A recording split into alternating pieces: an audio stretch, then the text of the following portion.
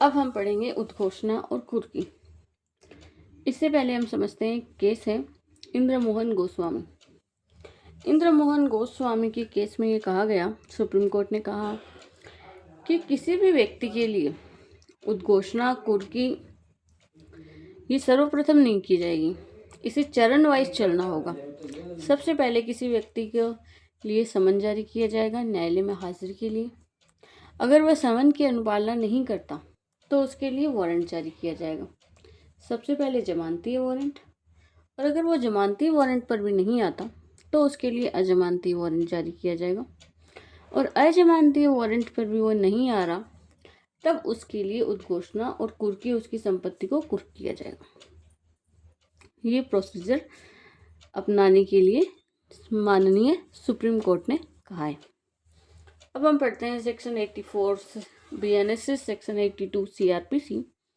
इसमें कहा, यदि किसी न्यायालय को साक्ष्य लेने के पश्चात या लिए बिना ये विश्वास करने का कारण है कि कोई ऐसा व्यक्ति है जिसके विरुद्ध वारंट जारी किया गया, या तो वो फरार हो गया है या अपने को छुपा रहा है जिससे कि वारंट का निष्पादन नहीं किया जा सके, तो न्यायालय अपेक्षा करते हुए लिखित में उद्घोषणा जारी करेगा कि वो पर्टिकुलर समय और पर्टिकुलर प्लेस पर उद्घोषणा में जो तारीख दी गई है उस पर हाजिर हो।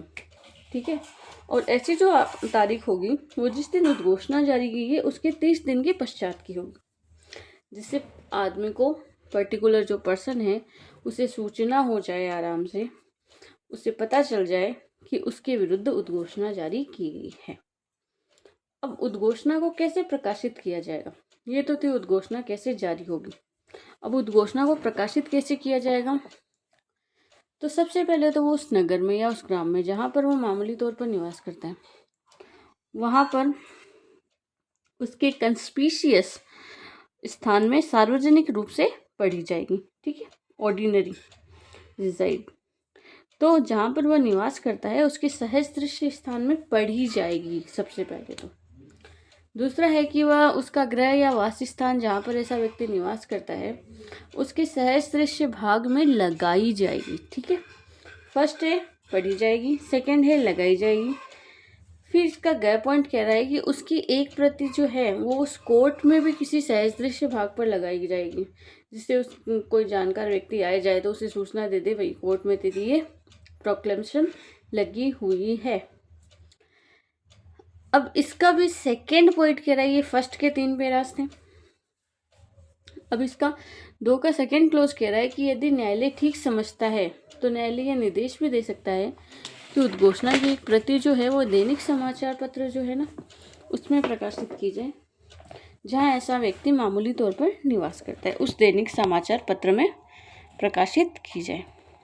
ठीक है, अब इसका क्लोज 3 कह रहा है कि उद्घोषणा जारी करने वाले न्यायालय के द्वारा यह लिखित कथन की उद्घोषणा विनिर्दिष्ट दिन उपधारा 2 के खंड 1 में विनिर्दिष्ट रीति से सम्यक रूप से प्रकाशित कर दी गई है, इस बात का निश्चायक सबूत होगा कि समस्त अपेक्षाओं का पालन कर लिया गया। उस उद्घोषणा करने वाला न्यायालय जो है वो लिखित रूप में उद्घोषणा में वर्णित दिन का और उस रीति का जिस तरीके से वो प्रकाशित कर दी गई उसका वर्णन करेगा, तो ये इस चीज़ का कंक्लूसिव प्रूफ होगा कि हाँ, उद्घोषणाओं की जितनी अपेक्षाएं थी उन सभी का पालन कर लिया गया है। आगे इसका क्लोज 4 कह रहा है कि जहाँ उपधारा 1 के अधीन प्रकाशित की गई उद्घोषणा ऐसे अपराध के अभियुक्त व्यक्ति के संबंध में है। ठीक है, जहाँ किसी व्यक्ति के विरुद्ध उद्घोषणा जारी की गई है वो किसी ऐसे अपराध से संबंधित है जो भारतीय न्यायिक संहिता या किसी अन्य विधि के अधीन 10 वर्ष से अधिक का कारावास, आजीवन कारावास या मृत्युदंड से दंडनीय दंड है, तो उस व्यक्ति की उद्घोषणा में विपक्षित विनिर्दिष्ट स्थान और समय में उपस्थित होने में अगर ऐसा व्यक्ति असफल रहता है तो न्यायालय ऐसी जांच करने के पश्चात ठीक समझ उसे उद्घोषित अपराधी प्रकट कर सकेगा, उसकी घोषणा कर सकेगा। जहां न्यायालय को ये लगता है कि कोई व्यक्ति जिसके विरुद्ध उद्घोषणा जारी की गई है अभी तक वो प्रोक्लेम्ड पर्सन है, क्योंकि उसके विरुद्ध उद्घोषणा जारी हुई है, प्रोक्लेम्ड ऑफेंडर नहीं बना है, ओनली प्रोक्लेम्ड पर्सन है।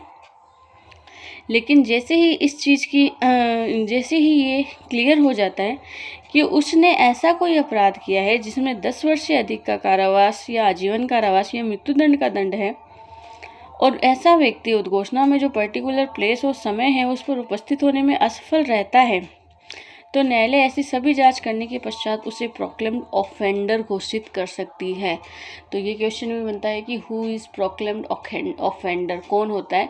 तो ऐसा व्यक्ति होता है जिस पर 10 वर्ष से अधिक के कारावास का, आजीवन कारावास का या मृत्युदंड का अभियोग है, तो वो व्यक्ति प्रोक्लेम्ड ऑफेंडर है। ठीक है, और वो न्यायालय के द्वारा बुलाए गए समय पर उपस्थित होने वाला नहीं है। आगे इसका क्लोज 5 कह रहा है कि उपधारा 2 में क्या था, कैसे वो उद्घोषणा की जाएगी। उपधारा 3 में क्या है? उपधारा 3 में था कि भाई न्यायालय बोलेगा कि ये उस चीज़ का कंक्लूसिव प्रूफ होगा जो उसने जिस तरीके से उसने उद्घोषणा की है। और उपधारा 4 में क्या था? उपधारा 4 में प्रोक्लेम्ड ऑफेंडर कब बनेगा वो, तो ये सभी उपधारा 1 के अधीन प्रकाशित उद्घोषणा को लागू होंगे। ये सारे क्लोजेस जो हैं वो फर्स्ट क्लोज को लागू होंगे। इस तरीके से अपनी ये सेक्शन 84 कंप्लीट हुई। सेक्शन 85,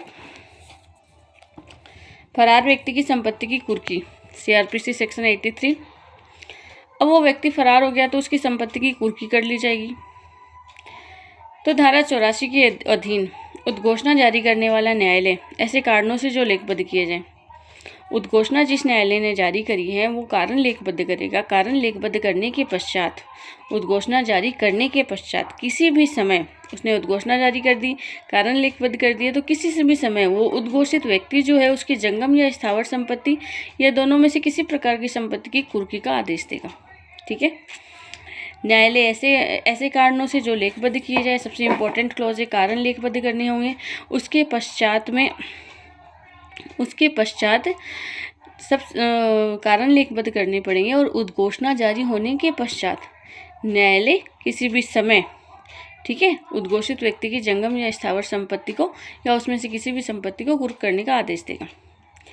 प्रोवाइजो इसका कह रहा है, परंतु यदि उद्घोषणा जारी करते समय न्यायालय का शपथ पत्र के द्वारा या अन्यथा यह समाधान हो जाता है, उद्घोषणा जारी करने के समय न्यायालय का शपथ पत्र पर, एफिडेविट पर या अन्यथा यह समाधान हो जाता है कि वह व्यक्ति जिसके विरुद्ध उद्घोषणा जारी की गई है अपनी समस्त संपत्ति या उसके किसी भाग का बयान करने वाला है, अपनी प्रॉपर्टी को डिस्पोज करने वाला है, या अपनी समस्त संपत्ति या उसके किसी भाग को न्यायालय की अधिकारिता की स्थानीय सीमाओं से हटाने वाला है। ठीक है, to remove the whole and any property, चाहे सारी संपत्ति या उसका कोई भाग न्यायालय के लोकल जुरिस्डिक्शन से रिमूव करने वाला है, हटाने वाला है, तब न्यायालय उद्घोषणा के साथ साथ कुर्की का भी आदेश दे देगा। ठीक है, ये क्वेश्चन अपने RJS में आया हुआ है, काफ़ी इंपॉर्टेंट क्वेश्चन है कि न्यायालय उद्घोषणा के साथ कुर्की का आदेश, क्या उद्घोषणा और कुर्की भी साथ में की जा सकती है? RJS में भी इंटरव्यू में पूछे जाने वाले क्वेश्चन है कि क्या कभी उद्घोषणा के साथ कुर्की की जा सकती है? हाँ, तो CRPC का सेक्शन का प्रोवाइजो और BNSS के सेक्शन 85 का प्रोवाइजो ये कहता है कि यदि न्यायालय का शपथ पत्र के द्वारा या अन्यथा, ठीक है, किसी व्यक्ति ने एफिडेविट दिया है या अन्यथा न्यायालय का यह समाधान हो गया कि जिस व्यक्ति के विरुद्ध उद्घोषणा जारी की गई है वो अपनी संपत्ति या उसका कोई भाग का बयान करने वाला है, ठीक है, या उसकी संपत्ति या किसी भाग को न्यायालय की स्थानीय अधिकारिता से हटाने वाला है, तो ऐसा न्यायालय उद्घोषणा के साथ साथ ही कुर्की का आदेश दे देगा। अदरवाइज कुर्की का आदेश उद्घोषणा के पश्चात दिया जाता है। क्लोज सेकेंड इसका कह रहा है कि ऐसा आदेश उस जिले में जिसमें वह दिया गया है उस व्यक्ति की किसी संपत्ति की कुर्की को प्राधिकृत करेगा। जिस जिले में वो आदेश दिया गया उस जिले में उसकी जो संपत्ति है उसको अटैच कर लिया जाएगा, और जिले के बाहर उसकी कोई संपत्ति है तब उस जिले का जो जिला मजिस्ट्रेट है जिसके जिले में ऐसी संपत्ति स्थित है उसको एंडोर्स कर दिया जाएगा। ठीक है, तो अगर खुद के जिले में है तब तो वो कुर्क अटैच हो जाएगी, किसी अन्य जिले में है तो उस जिले के जिला मजिस्ट्रेट को एंडोर्स करके भेज दिया जाएगा कि आप पर्टिकुलर पर्सन की पर्टिकुलर प्रॉपर्टी है उसको आप अटैच करो। क्लोज 3 इसमें कह रहा है कि यदि वह संपत्ति जिसको कुर्क करने का आदेश दिया गया है ऋण या अन्य जंगम संपत्ति हो, अब कह रहा है वो जो प्रॉपर्टी है वो कोई डेप्ट है या कोई मूवेबल प्रॉपर्टी है, तब कुर्की कैसे की जाएगी? तो सबसे पहले कुर्की की जाएगी बाय सीजर, अभिग्रहण के द्वारा सीज करके। ठीक है, जंगम संपत्ति है, सीज कर लो। दूसरा है उसके लिए कोई रिसीवर अपॉइंट कर दो, रिसीवर के अपॉइंटमेंट के द्वारा। तीसरा है उद्घोषित व्यक्ति को या उसके निमित्त किसी भी व्यक्ति को संपत्ति का परिधान करने का प्रतिषेध करने वाले लिखित आदेश के द्वारा। और ये by order is writing prohibiting the delivery of such property to the proclaimed person or to any person of his behalf। Proclaimed person और उसके अनियमित कोई और व्यक्ति है, उसको संपत्ति का परिधान करने का कि वो संपत्ति किसी अन्य को नहीं दे सकता, परिधान करने का प्रतिषेध करने वाले लिखित आदेश के द्वारा कि भाई आप संपत्ति का परिधान नहीं कर सकते, आप संपत्ति का व्यय नहीं कर सकते, आप संपत्ति किसी को दे नहीं सकते का लिखित आदेश करके संपत्ति की कुर्की की जाएगी। अब ये 6 पॉइंट बता दिया कि ये तो या तो इन तीनों रीतियों में से किन्हीं भी 2 रीतियों से, ठीक है, इन तीनों में से कोई भी 2 रीति से किया जाएगा। नेक्स्ट इसका क्लोज कह रहा है कि यदि वो संपत्ति जिसको कुर्क करने का आदेश दिया गया है वो इमूवेबल प्रॉपर्टी है, स्थावर संपत्ति है, और ऐसी संपत्ति सरकार को रेवेन्यू देने वाली है, तो उसमें कैसे किया जाएगा? तो उस जिले के जिला कलेक्टर के द्वारा किया जाएगा जिसके जिले में वो भूमि स्थित है। ठीक है, सरकार को रेवेन्यू देने वाली भूमि है, स्थावर भूमि है, तो उस जिले के जिला कलेक्टर के द्वारा। और कैसे किया जाएगा? सबसे पहले टेकिंग पोजीशन करके उसे कब्जे में लेना। इंपॉर्टेंट थिंग्स यही है कि स्थावर संपत्ति को कब्जा तो आना चाहिए, तो टेकिंग पोजीशन से।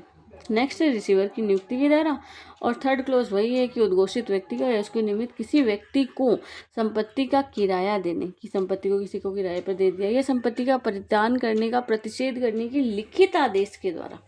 ठीक है, कि आप संपत्ति किसी अन्य को नहीं दोगे, परिधान नहीं करोगे, इसका लिखित आदेश देकर की जाएगी।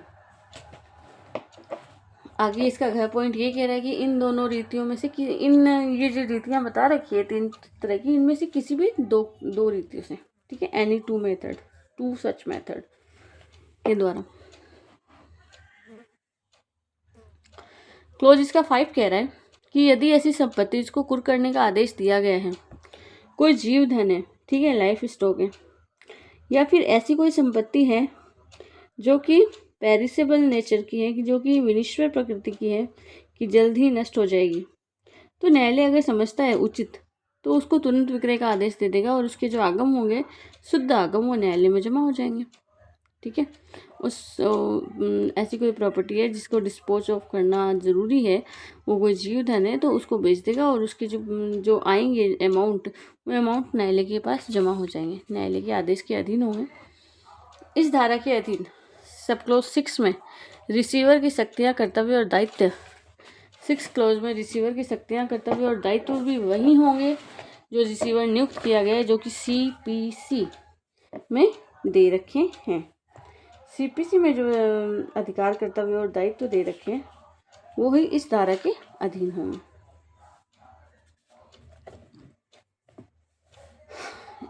अब हम